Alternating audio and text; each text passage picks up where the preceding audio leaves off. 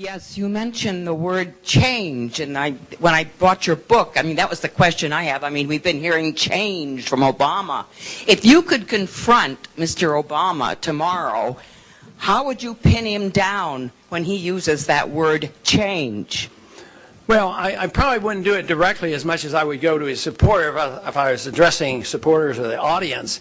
That change means nothing. It's just the word, and it's a cliche. And just to repeat it has no meaning. You have to say, what are you going to change? And I would argue, you offer no change. You have the same foreign policy. You want more troops in Afghanistan. You're not talking about only going to war with a declaration. You don't want to deal with the monetary, financial crisis in this country. You want to keep, the system together for the benefit of the banks and the big corporations and the politicians, that argument. And what kind of change do you have on social policy? Do you care about sick people using marijuana? Have you come out for that? And I would just hit him hard on the fact that he doesn't want change. He wants the status quo.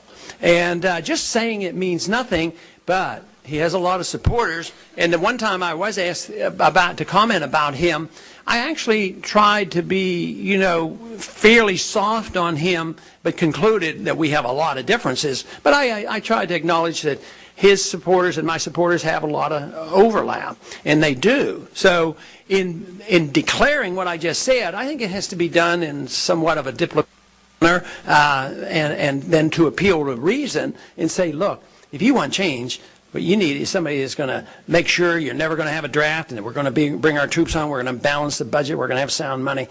He never talks about any of that. Maybe you could convert him. Well, no, he probably doesn't have real solid beliefs. He will be converted when we convert his young people. That's what will convert.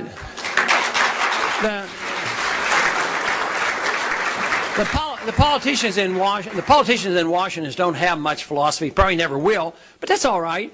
That's why we have a chance by converting people's hearts and minds, and that's where we've made our progress.